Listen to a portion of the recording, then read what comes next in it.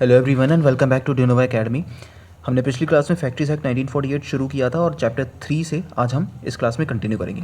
तो इस एक्ट का जो चैप्टर 3 है वो हेल्थ के बारे में बात करता है, ठीक है, वर्कर्स की हेल्थ के बारे में। सेक्शन 11 से शुरू होता है और सेक्शन 11 बात करता है क्लीनलीनेस के बारे में। हर फैक्ट्री में साफ़ सफाई होनी ही चाहिए, ठीक है। और सबसे पहले जो भी डर्ट होता है उसका जो एक्यूमुलेशन, मतलब जो कचरा वगैरह जो जमा हो जाता है उसमें रोज़ स्वीपिंग होनी चाहिए, ठीक है। और इफ़ेक्टिव मेथड से फ्लोर और बेंचेस जो होती हैं वर्क रूम की, स्टेयरकेस सीढ़ियाँ जो होती हैं, पैसेजेस होते हैं जहाँ से वर्कर्स चल कर जाते हैं या फिर पास होते हैं बेसिकली, तो उसे साफ़ सफाई रखनी चाहिए। और अगर कोई भी ऐसा कचरा है, डर्ट है, तो उसे डिस्पोज किया जाना चाहिए सूटेबल मैनर में, ठीक है। अब हर उस फ्लोर पर जहाँ वर्कमैन काम कर रहे हैं, हर हफ्ते में, यानी हफ्ते में एटलीस्ट एक बार वहाँ पर उस फ्लोर को वॉश किया जाना चाहिए डिसइंफेक्टेंट से जब भी ज़रूरी हो, ठीक है। यहाँ पर डिसइंफेक्टेंट ज़रूरी है, ओके। अब अगर फ्लोर गीला हो जाता है और उसे सुखाया जा सकता है, यानी उसे ड्रेन किया जा सकता है, जो भी पानी उस पर है उसे ड्रेन किया जा सकता है, तो फिर इफेक्टिव मीन्स अडॉप्ट किए जाने चाहिए उसे ड्रेन करने के, ठीक है। और उसे मेंटेन किया जाना चाहिए ताकि वो फ्लोर वेट ना रहे और कोई भी वर्कर किसी एक्सीडेंट में इन्वॉल्व ना हो जाए। नाउ वॉल्स जो होती हैं, walls, inside walls and partitions, सभी ceilings and tops of rooms और all walls, sides and tops of passages and staircases shall be. अब जो भी दीवारें हैं अंदर की और जो सीलिंग्स होती हैं कमरे के ऊपर की जो दीवारें हैं और सभी दीवारें बेसिकली, और जो भी टॉप्स ऑफ पैसेजेस होते हैं, सीढ़ियाँ जो होती हैं, उन सभी को पेंट किया जाना चाहिए हर 5 साल में। अब पेंट की कंडीशन है, अगर नॉर्मल पेंट है तो हर 5 साल में उसको पेंट करो, ठीक है। और अगर वॉशेबल वाटर पेंट या फिर वार्निश है ना, तो फिर हर 3 साल में उस पर एक कोट करो रीपेंट का, ठीक है। ये वॉशेबल वाटर पेंट है, ठीक है। वाटर पेंट में, यानी अगर उस पेंट को पानी से धो सकते हैं, कई पेंट ऐसे होते हैं तो उन्हें अगर पानी से धो सकते हैं तो हर 3 साल में उस पर एक कोट करो और हर 6 महीने में एटलीस्ट वंस, एक बार कम से कम उसकी सफाई करो हर 6 महीने में, ठीक है। सिंपल सी बात है। अगर नॉर्मल पेंट है तो फिर हर 5 साल में उस पर पेंट करो, रीपेंट या रीवार्निश करो, ठीक है। और अगर वॉशेबल वाटर पेंट है तो हर 3 साल में एक कोट उस पर रीपेंट करो और हर 6 महीने में उसकी एक बार सफाई करो।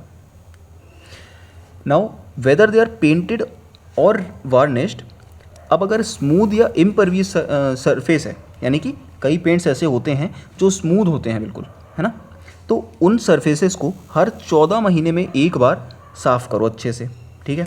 और बाकी सभी केसेस में कम से कम फैक्ट्रीज़ में वाइट वॉश या कलर वॉश तो होना ही चाहिए हर 14 महीने में एक बार, ठीक है, at least once in every 14 months.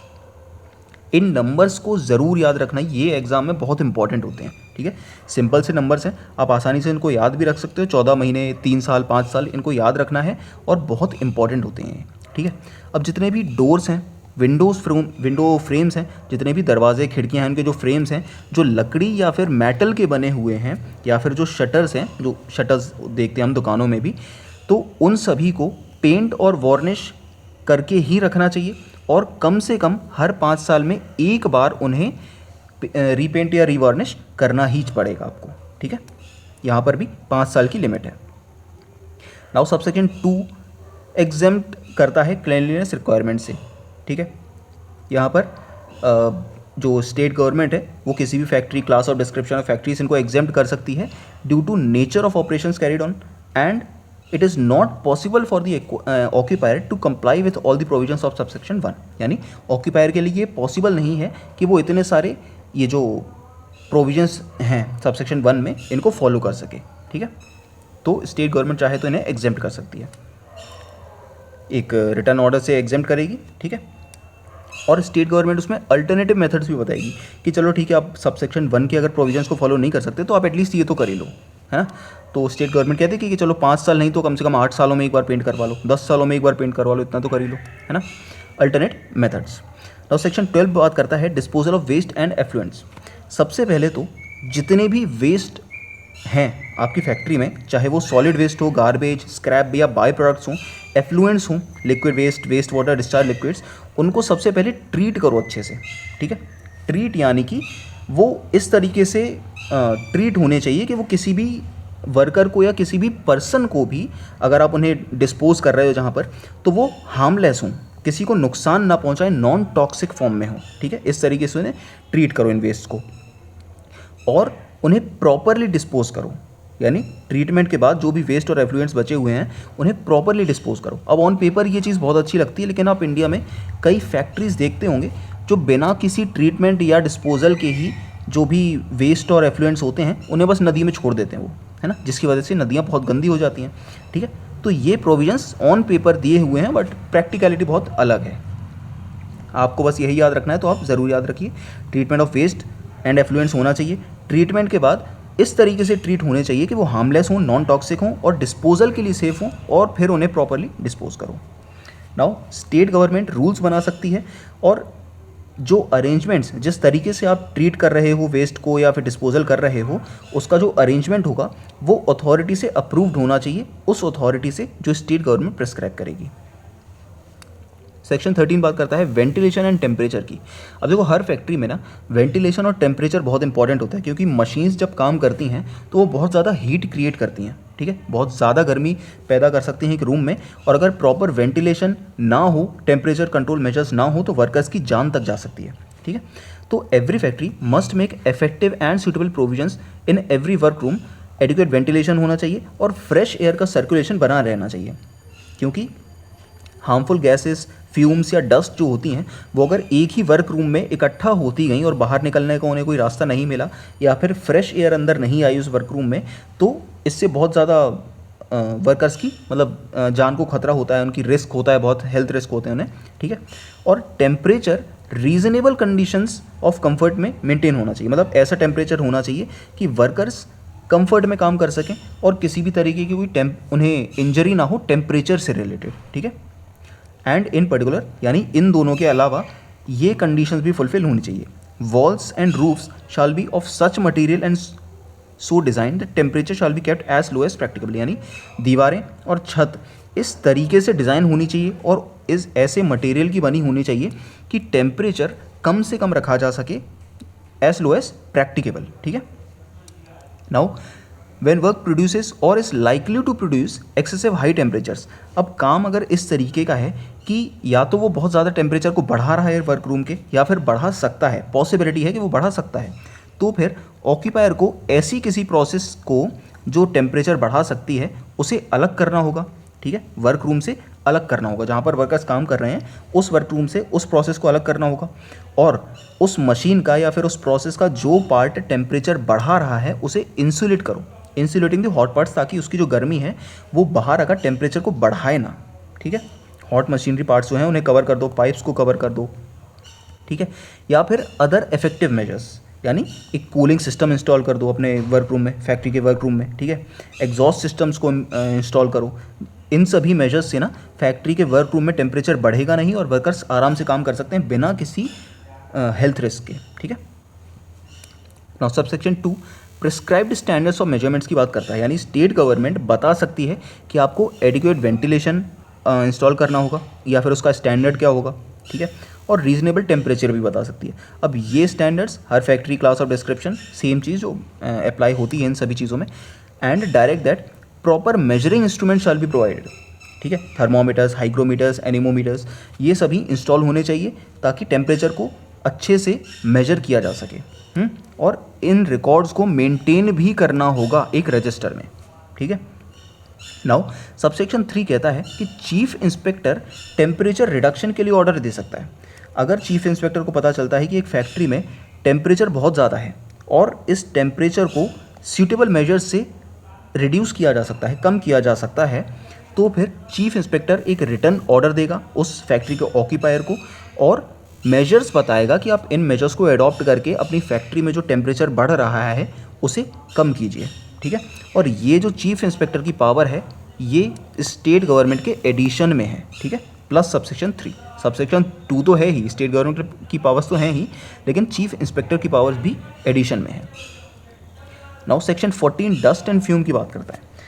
सबसे पहले तो जो भी डस्ट और फ्यूम या फिर अदर इम्प्योरिटीज़ हैं और वो इस तरीके की हैं कि वर्कर्स को इंजरियस हो सकती है उनकी हेल्थ के लिए, ठीक है, वर्कर्स को इंज्योर कर सकती हैं वो। तो फिर इतनी क्वांटिटी में है, यानी ये जो डस्ट और फ्यूम है वो सब्सटेंशियल क्वांटिटी में है, यानी कि इतनी है कि वो आराम से किसी को भी डैमेज कर सकती हैं, किसी भी वर्कर को। तो फिर क्या होना चाहिए? सबसे पहले तो इफेक्टिव मेजर्स होने चाहिए, यानी prevent inhalation and accumulation in any work room. अगर किसी भी तरीके की डस्ट या फ्यूम्स किसी भी वर्क रूम में प्रेजेंट भी हैं तो वर्कर्स के पास इस तरीके के मेजर्स होने चाहिए कि वो डस्ट उनकी यानी सांस लेते वक्त उनके बॉडी में अंदर ना चली जाए, ठीक है। तो बेसिकली प्रॉपर मास्क वगैरह दे सकते हैं उन्हें, है ना, जो मास्क आपने देखे होंगे वो दे सकते हैं, जिससे वो सेफ़ रहें, सांस आसानी से ले सकें और किसी भी तरीके की डस्ट या फ्यूम जो टॉक्सिक हो सकती है वो उनकी बॉडी में अंदर ना जाए। और एग्जॉस्ट इंस्टॉल ज़रूर करना चाहिए, ठीक है। अब एग्जॉस्ट इंस्टॉल करने का एक बहुत इंपॉर्टेंट प्रोसीजर है। देखो, मान लो ये एक मशीन है, ठीक है। अब ये इस जगह से डस्ट रिलीज़ कर रही है या फ्यूम रिलीज़ कर रही है, चलो यहाँ से धुआं निकल रहा है इसमें से बहुत ज़्यादा, ठीक है। तो अब जो एग्जॉस्ट लगेगा वो सबसे पहले तो इस पॉइंट से, यानी जहाँ से धुआं निकल रहा है उसके एज क्लोज एज पॉसिबल लगा होना चाहिए, ठीक है। जितना पास हो सकता है उतने पास एग्जॉस्ट को इंस्टॉल करो। और इस एग्जॉस्ट की जो एंडिंग होगी, यानी इससे जो धुआं बाहर निकलेगा ना, वो जितना दूर हो सके उतना दूर होना चाहिए, ठीक है। इतनी सी बात है। It must be applied as near as possible to the point of origin where dust and fume is produced, यानी जहाँ से धुआं निकल रहा है वहाँ से जितना पास हो सकता है वहाँ पर एग्जॉस्ट को इंस्टॉल करो। And such point shall be enclosed as far as possible, यानी इसका जो क्लोजिंग पॉइंट होगा जहाँ से धुआं निकलेगा बाहर, वो जितना दूर हो सके उतना दूर होना चाहिए। Now exhaust from internal combustion engine. Internal combustion engine basically जो धुआं बनाते हैं, पेट्रोल, डीजल या गैस का यूज़ करके पावर जनरेट करते हैं, और वो पावर बेसिकली धुआं बनाती है, ठीक है, धुआं निकालती है। आपने गाड़ियों में भी कई बार देखा होगा। Now no stationary internal combustion, सबसे पहले बात कर रहा है स्टेशनरी कंबस्शन इंजन की, ठीक है। तो stationary combustion internal combustion engines को इंस्टॉल आप तब तक नहीं करोगे जब तक the exhaust is conducted into open air, यानी उस मशीन का जो एग्जॉस्ट है वो ओपन एयर में ना खुला हो, ठीक है। जो भी उससे धुआं निकलेगा वो ओपन एयर में जाएगा, इंडोर में नहीं जाएगा।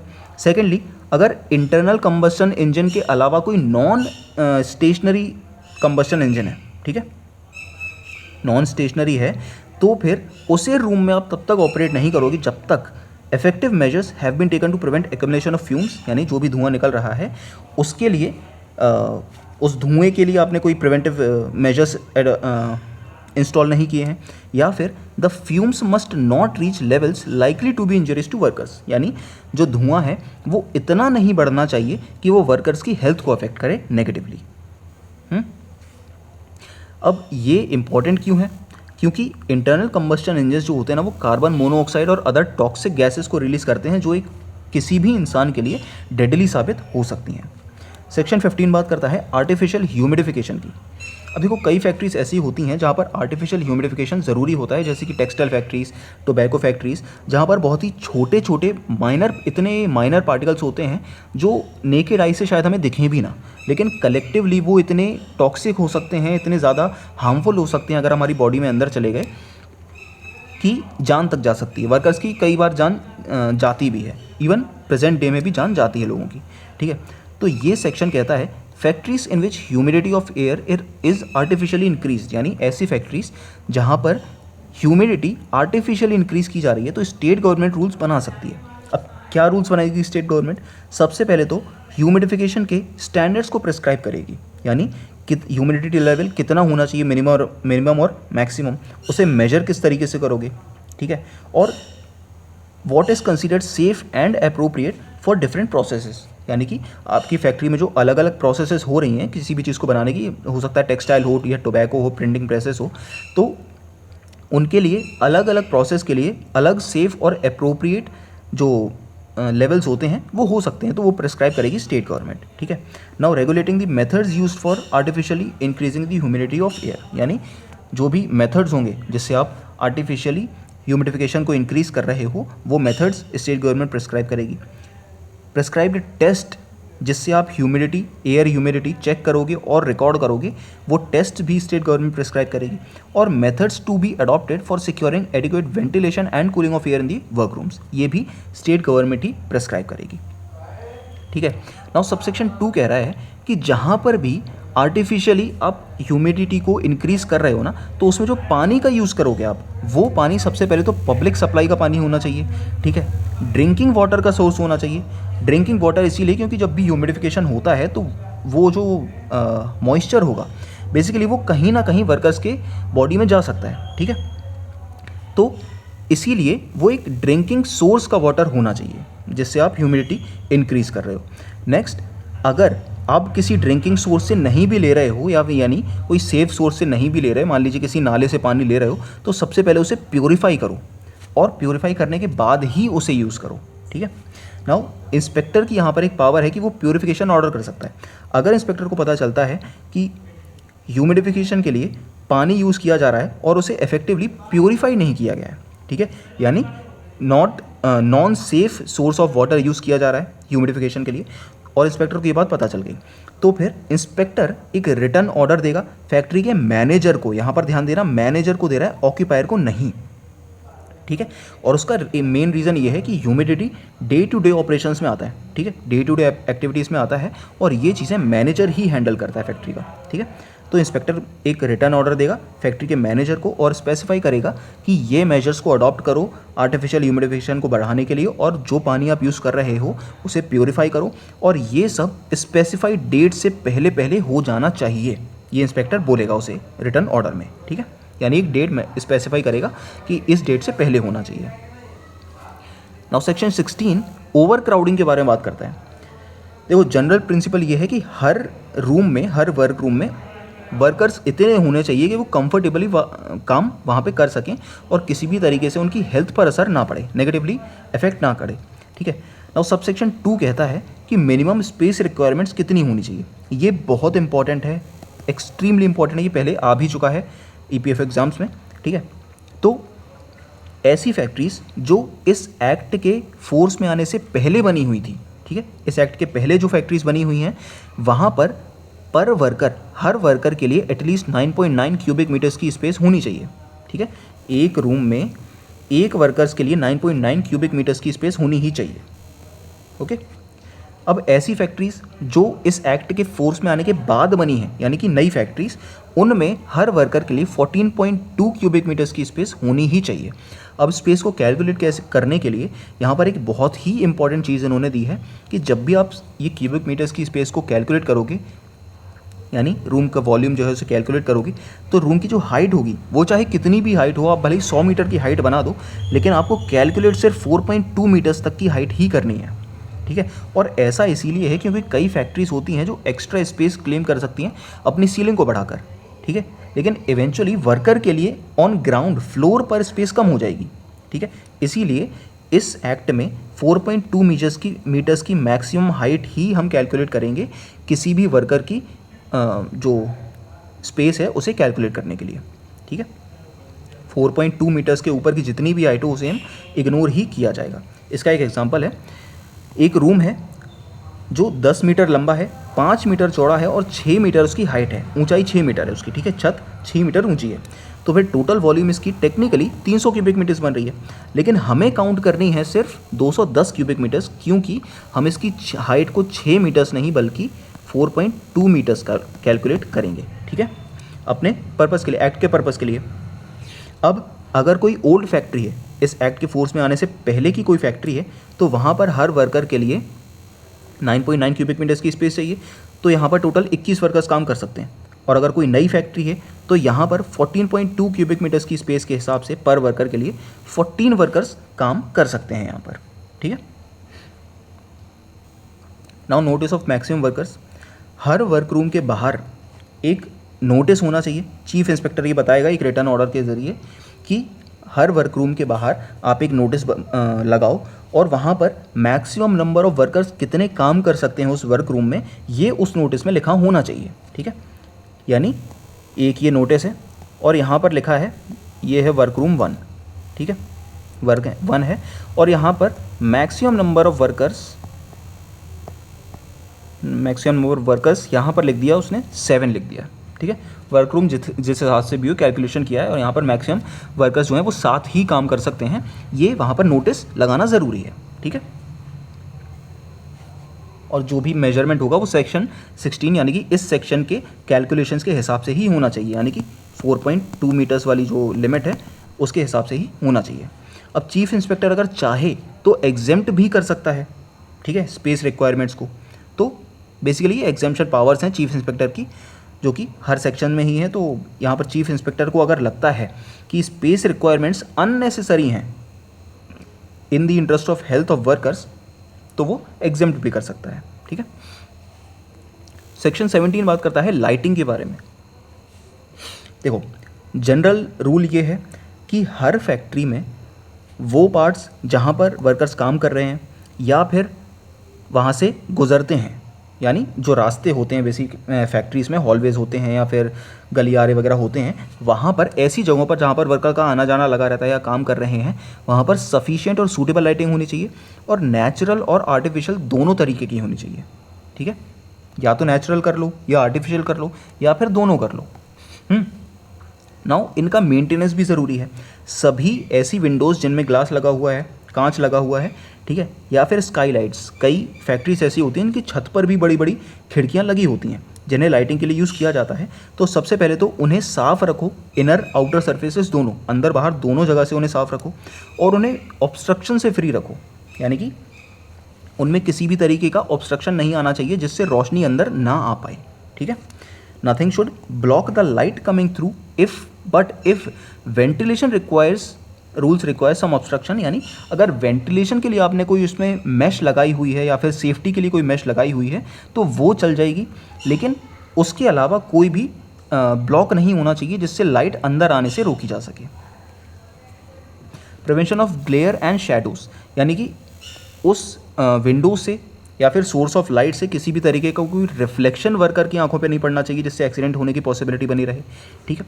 या फिर शैडोज नहीं होनी चाहिए जिससे वर्कर्स की आइज़ पे स्ट्रेन हो, आइज़ पर टेंशन आए जिससे उसे और ज़्यादा जोर लगाना पड़े और आंखों पर उसका बैड इफेक्ट पड़े, ठीक है, और एक्सीडेंट होने की पॉसिबिलिटी अगेन बनी रहती है उससे भी। नाउ स्टेट गवर्नमेंट रूल्स भी बना सकती है और वो स्पेसिफाई कर सकती है ऐसे स्टैंडर्ड्स कि सफिशिएंट और सूटेबल लाइटिंग होनी चाहिए, ठीक है। और उसके अलावा these can apply to all factories, any class of या description of factories, any specific manufacturing process, ठीक है। सेक्शन 18 बात करता है ड्रिंकिंग वाटर के बारे में। इसमें कुछ चीज़ें इंपॉर्टेंट है। सबसे पहले तो every factory must make effective arrangements, हर फैक्ट्री को इफेक्टिव अरेंजमेंट्स करने होंगे, हर फैक्ट्री को एक्सेप्शन नहीं है पर हर फैक्ट्री को इफेक्टिव अरेंजमेंट्स करने होंगे। किसके लिए? Sufficient supply of wholesome drinking water, यानी कि पीने लायक पानी की सफिशिएंट सप्लाई होनी चाहिए और सूटेबल पॉइंट्स पर होनी चाहिए जो कन्वीनियंटली वर्कर्स एक्सेस कर सकें। अब ऐसा नहीं कि वर्कर के वर्क रूम से 1 किलोमीटर दूर आपने ड्रिंकिंग वाटर का पॉइंट बनाया हुआ है, इतना दूर भी नहीं, बट ऐसा होना चाहिए कि कन्वीनियंटली वर्कर वहाँ तक जा सके आराम से और जल्दी वापस भी आ सके, ठीक है। अब जो भी वाटर पॉइंट है वो मार्क होना चाहिए इस नाम से, ड्रिंकिंग वाटर, ठीक है। सबसे पहले तो वहाँ पर लिख दो आप ड्रिंकिंग वाटर। अब इसके अलावा ऐसी भाषा में ये ड्रिंकिंग वाटर लिखा होना चाहिए जो मैक्सिमम नंबर ऑफ वर्कर्स समझ सकें, ठीक है। अगर कोई साउथ इंडिया की या मान लीजिए तमिल लैंग्वेज मेजॉरिटी की कोई फैक्ट्री है तो वहाँ पर ड्रिंकिंग वाटर तमिल लैंग्वेज में लिखा होना चाहिए जो कि वर्कर्स, मेजॉरिटी ऑफ वर्कर्स समझ सकें, ठीक है। अगर वर्कर्स हिंदी समझ सकते हैं तो हिंदी में लिखो, इंग्लिश समझ सकते हैं इंग्लिश में लिखो, या फिर जो भी भाषा वो समझ सकते हैं उसमें ड्रिंकिंग वाटर लिखा होना चाहिए। लोकेशन रिस्ट्रिक्शन है, कोई भी ऐसी जगह वॉशिंग प्लेस हो, यूरिनल या लैट्रिन, स्पिटून, ओपन ड्रेन है जो जहाँ से बेसिकली कचरा वगैरह बह रहा है, ठीक है, या फिर वेस्ट मटेरियल बह रहा है या फिर जो सोर्स ऑफ कंटेमिनेशन है, तो ऐसी जगहों से ड्रिंकिंग वाटर का पॉइंट कम से कम 6 मीटर दूर होना ही चाहिए, ठीक है। अगेन इन सभी जगहों से जहाँ से गंदगी बह रही है वहाँ से ड्रिंकिंग वाटर का पॉइंट 6 मीटर, कम से कम 6 मीटर दूर होना ही चाहिए, ठीक है। दोनों ही पॉइंट्स के बीच में 6 मीटर की दूरी होनी चाहिए। अब अगर चीफ इंस्पेक्टर चाहे तो राइटिंग में अप्रूव कर सकता है एक शॉर्टर डिस्टेंस, 6 मीटर से कम का डिस्टेंस भी चीफ इंस्पेक्टर रिटर्न ऑर्डर में अप्रूव कर सकता है। अब ये है बहुत इंपॉर्टेंट इस सेक्शन का पॉइंट, अगर आपकी फैक्ट्री में 250 से ज़्यादा वर्कर्स काम कर रहे हैं, ठीक है, तो फिर गर्मी के मौसम में आप उन्हें कूल ड्रिंकिंग वाटर की सप्लाई ज़रूर दोगे, ठीक है। Cool drinking water bye effective means and distribution होना ही चाहिए। यहाँ पर आपको ये लिमिट बहुत इंपॉर्टेंट है, याद रखनी ही है, 250 workers.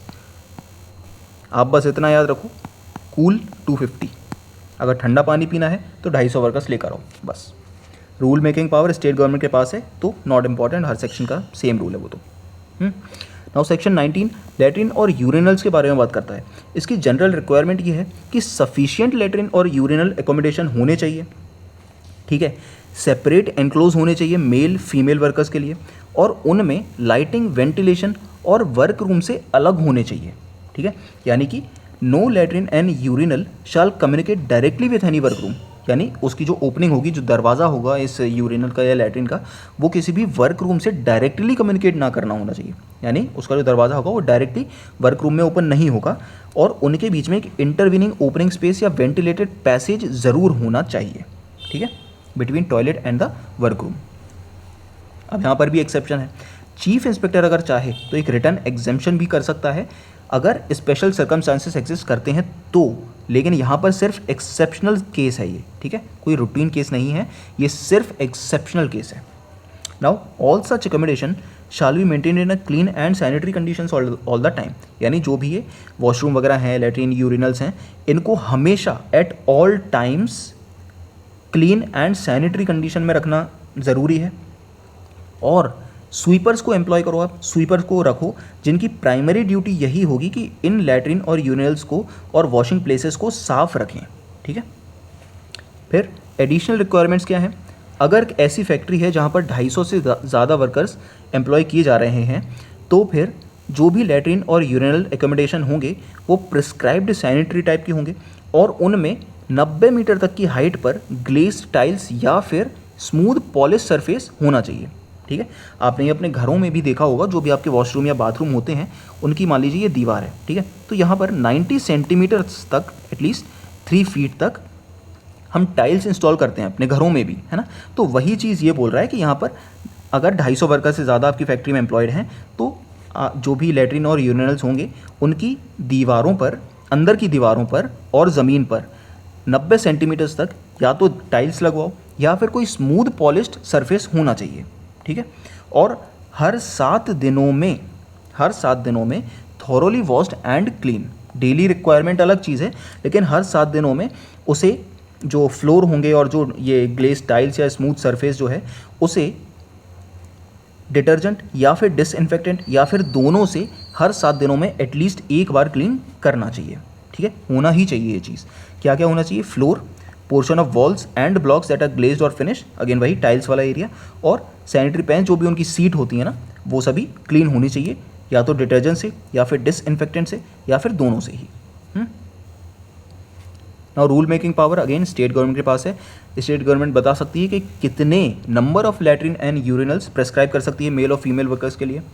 Additional sanitary requirements including the obligation of workers, यानी वर्कर्स भी अगर उन फैसिलिटीज़ को यूज़ कर रहे हैं, लैट्रिन और यूरिनल्स को यूज़ कर रहे हैं, तो उन्हें साफ़ रखें। वर्कर्स की भी जिम्मेदारी बनती है कि उन्हें साफ़ रखें, ठीक है, किसी भी तरीके की उनको डैमेज ना करें, जैसे स्कूल में बच्चे कर देते हैं, वॉशरूम में गए बम फोड़ गए, है ना, तो वो चीज़ नहीं होनी चाहिए। यहाँ पे किसी भी तरीके से आप उन फैसिलिटीज़ को डैमेज नहीं करोगे, ठीक है। नाउ सेक्शन 20 बात करता है स्पिटून्स के बारे में, जहाँ पर वर्कर्स थूक सकें, क्योंकि इंडिया में मेजॉरिटी ऑफ वर्कर्स गुटखा, खैनी वगैरह खाते ही हैं, तो स्पिटून्स ज़रूरी हो जाते हैं यहाँ पर। A sufficient number of spittoons enough for the number of workers, ठीक है, सफिशिएंट नंबर होने चाहिए स्पिटून्स, और इन कन्वीनियंट प्लेसेस जहाँ पर वर्कर्स ईजिली वहाँ तक पहुँच सकें, कन्वीनियंट प्लेसेस पर होने चाहिए, और वो साफ़ सफाई से रखे जाने चाहिए, ठीक है, रेगुलरली उन्हें साफ़ सफाई होनी चाहिए उन जगहों पर। रूल मेकिंग पावर है स्टेट गवर्नमेंट के पास। स्टेट गवर्नमेंट रूल बना सकती है कि किस तरीके के स्पिटून्स लगाओगे, कितने लगाओगे, कहाँ पर लगाओगे अपनी फैक्ट्रीज़ में, और further matters relating to maintenance in a clean and hygienic condition, ठीक है।